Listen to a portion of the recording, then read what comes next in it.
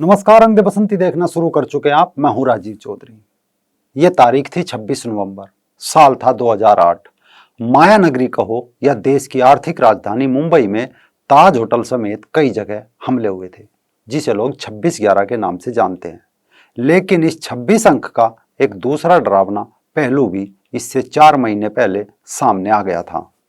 ये साल भी वैसे तो 2008 ही था, लेकिन ये तारीख थी 26 और महीना था जुलाई का।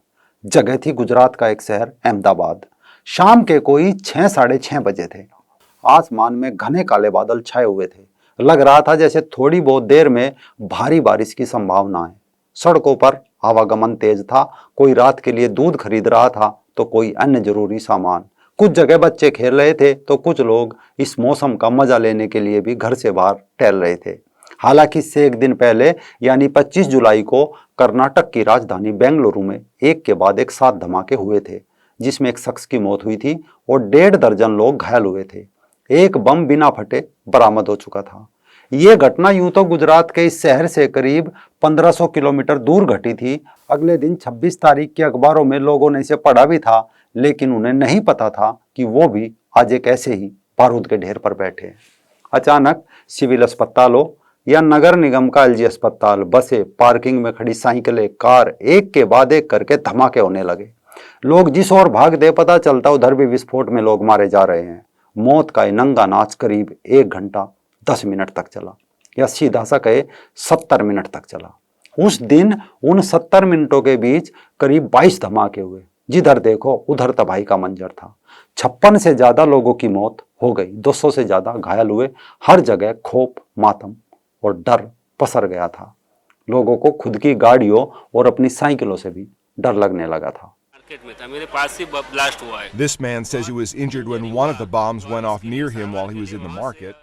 इसके 13 साल बाद इस मामले में अब अदालत का फैसला आया, जिसमें 38 दोषियों को फांसी की सजा सुनाई गई। एक साथ पहली बार किसी केस में इतने लोगों को एक साथ सजा सुनाई गई है। 11 दोषियों को उम्र कैद के साथ ये फैसला आया है। शायद यह अभी तक का एक ऐतिहासिक फैसला है जिसमें 38 दोषियों को फांसी की सजा हुई। आखिरी बार राजीव गांधी की हत्या के केस में निचली अदालत ने 26 लोगों को एक साथ फांसी की सजा सुनाई थी। अब इस पूरे किस्से को कैसे अंजाम दिया गया, कहो घटना को कैसे अंजाम दिया गया, वारदात को कैसे अंजाम दिया गया, कैसे फिर आतंकवादी पकड़े गए, ये जानने से पहले आप दोषियों के नाम सुन लीजिए। शायद आतंक के मजहब का थोड़ा बहुत ज्ञान हो जाए। पहला नाम है आतिफ अमीन। ये इंडियन मुजाहिदीन से जुड़ा हुआ आतंकवादी था।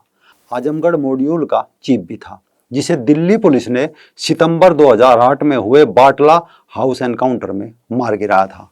दूसरा इमरान इब्राहिम शेख। तीसरा इकबाल शेख। चौथा शमसुद्दीन साहबुद्दीन शेख। पांचवा गयासुद्दीन अब्दुल हालिम अंसारी, मोहम्मद आरिफ, अनीस अगरबत्ती वाला, यूनुस मोहम्मद मसूरी, कमरुद्दीन चांद, मोहम्मद नागोरी, आमिल परवाज, काजी सैफुद्दीन शेख। यानी ऐसे ही अरबी भाषा के 38 नाम है। हाँ, इनमें एक नाम है मोहम्मद साजिद। इसे भी बाटला हाउस एनकाउंटर में मार गिराया गया था। कहते हैं बाटला हाउस के बाद सोनिया गांधी भी संसद में रोई थी। लेकिन अब सवाल घटना को लेकर है कि इसे कैसे अंजाम दिया गया। साथ ही ये भी कमाल देखिए कि इनके दिमाग में मजहबी नफरत किस कदर भरी हुई थी। ये आतंकवादी थे, लेकिन मजहब से इतना प्यार था कि आतंकवादियों के निशाने पर साबरमती नदी के पूर्वी हिस्से पर पड़ने वाले पुराने शहर के भीड़ भाड़ वाले हिंदू इलाके थे। पुलिस की चार्जशीट के मुताबिक हिंदू बहुल इलाकों को ही टारगेट किया गया था। प्लानिंग भी कैसी थी कि पहले धमाके सार्वजनिक भीड़ भाड़ वाले इलाकों में किए जाए। जब वहां चीख पुकार मचे, लोग अपने सगे संबंधियों को लेकर अस्पताल की ओर भागे, तो अगले धमाके अस्पतालों में हुए। यानी बचाव के सारे रास्ते बंद कर दिए जाए, खौफ इस कदर फैला दिया जाए ताकि लोग अस्पताल में भी जाने से डरने लगे। यही सब ध्यान में रखकर पहला धमाका शाम के कोई 6:30 बजे अहमदाबाद के नरोल सर्कल पर हनुमान जी के मंदिर के पीछे किया गया। बम को साइकिल में बांधकर रखा गया था। दूसरा धमाका हिसनपुर में गोविंदवाड़ी सब्जी मार्केट रोड पर किया गया, जहां भीड़ लगी थी। यहां भी धमाका साइकिल में बांधकर ही किया गया था। तीसरा धमाका मणिनगर में हुआ, जो कि उस वक्त के मुख्यमंत्री नरेंद्र मोदी जी की विधानसभा थी। वहां की जवाहर चौक पर लक्ष्मी ज्वेलर्स के ठीक सामने यहां भी साइकिल का इस्तेमाल हुआ। चौथा ब्लास्ट खाड़िया में रिपोर्ट हुआ।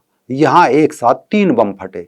नारायण दास एंड कंपनी नाम की दवाई की दुकान के बगल में रायपुर चकला में, एक गोखले पान हाउस के सामने, एक मिनल किराना स्टोर सारंगपुर चकला में। इन तीनों जगह यहाँ भी साइकिल बम का धमाका ही था। नरोला सर्कल मित्तल चैम्बर के सामने साइकिल बम धमाका। शाम 6:30 बजे के साथ छठा कालूपुर में जनता पान हाउस के सामने की सड़क पर साइकिल बम धमाका था। ये धमाका 6:30 से 6:45 के बीच हुआ। 7वां धमाका नरोड़ा में ठक्कर नगर एप्रोई रोड पर कुलदेवी टी स्टॉल के सामने। यानी इसी तरीके से करीब 1 घंटा तक अलग अलग जगह 17 जगह धमाके होते रहे। इतने धमाकों के बाद घायलों को अस्पताल लेकर भागे जाने लगा। सबसे बड़ा धमाका भी बाकी था।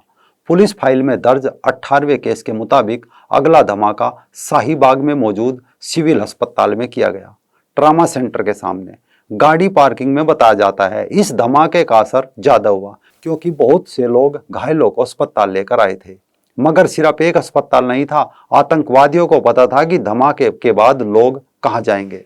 अगला धमाका मणिनगर के एलजी हॉस्पिटल में हुआ। यहां भी कार का इस्तेमाल किया गया, मारुति 800। मतलब ना घायल बचे और ना उनको साथ ले जाने वाले लोग। आतंकियों ने बड़ी क्रूरता से सब कुछ प्लान किया था, लेकिन अभी भी धमाके खत्म नहीं हुए थे। एक आखिरी धमाका हटकेश्वर के कैलाश धाम सोसाइटी में ब्लास्ट हुआ। शाम 7:42 पर यहाँ कूड़ेदान में बम फटा था। पूरा गुजरात दहल उठा। ये पहला मामला था जब देश में किसी अस्पताल में धमाका हुआ था। चारों तरफ खून ही खून पसरा था। कई लोग ये कह रहे थे कि आतंकवादियों को पता था कि घायलों को देखने तत्कालीन मुख्यमंत्री मोदी अस्पताल जाएंगे और उन्हें भी निशाना बना दिया जाएगा। सरकारी वकील भी यही बात कह रहे थे। चशमदीद लोग अब खुश है कि भले ही फैसला आने में 13 साल लग गए, लेकिन पहला न्याय तो मिला। लेकिन एक और सवाल अभी बाकी है और वो है कि धमाके होने के बाद ये शांति दूत पकड़े कैसे गए। दरअसल हमले वाले दिन ही कुछ समय पहले कई मीडिया संगठनों को एक धमकी भरा ईमेल मिला था। इस मेल में लिखा था कि जो चाहो कर लो, रोक सकते हो तो रोक लो। इस ईमेल को वाईफाई तकनीक के जरिए मुंबई से भेजा गया था, लेकिन वाईफाई यूजर का पता नहीं लग पाया था।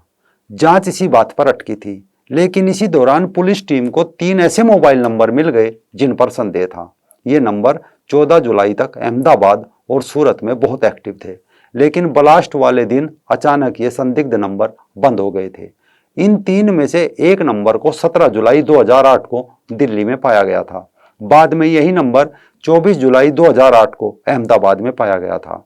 इस नंबर पर 5 अलग अलग मोबाइल और लैंडलाइन से फोन किया गया था। 5 नंबर दिल्ली के जामिया नगर इलाके के थे, लेकिन कॉल करने वालों को ट्रेस नहीं किया जा सका। इसके अलावा कुछ नंबरों को मुंबई और गुजरात के अलग अलग इलाकों से भी ट्रेस किए गए थे। इन 3 संदिग्ध नंबरों में से एक का संपर्क बीएसएनएल के ईस्ट यूपी के नंबर से संपर्क हुआ था, जो 1 अगस्त 2008 को बंद पाया गया था। शुरुआत में इन नंबरों पर हुई बातचीत को समझने में थोड़ी कठिनाई हुई, लेकिन इसके कुछ समय बाद सितंबर माह में दिल्ली में भी इसी तर्ज पर सिलसिलेवार धमाके हुए। ये तारीख थी 13 सितंबर और साल भी वही 2008। दिल्ली धमाकों के बाद इन नंबरों के बीच हुई कॉल डिटेल को फिर से खंगाला गया।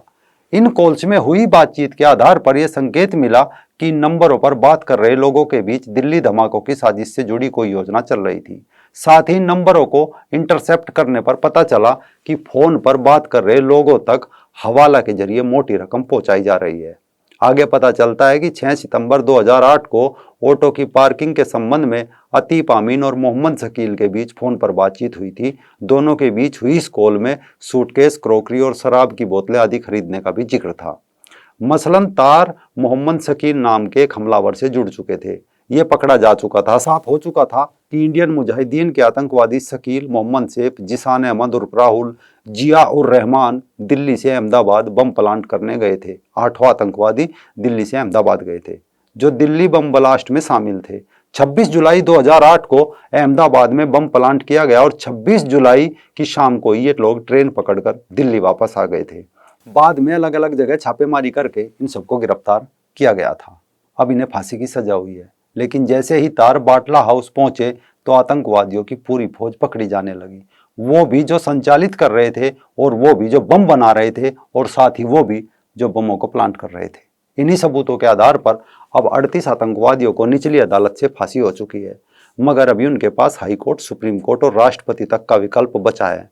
जाहिर सी बात है कि इनके वकील अब आगे अपील जरूर करेंगे, मगर यह फैसला अब इतिहास में एक नजीर बन चुका है, क्योंकि आतंकवादियों की एक पूरी फौज को सजा जो सुनाई गई है वो भी फांसी की।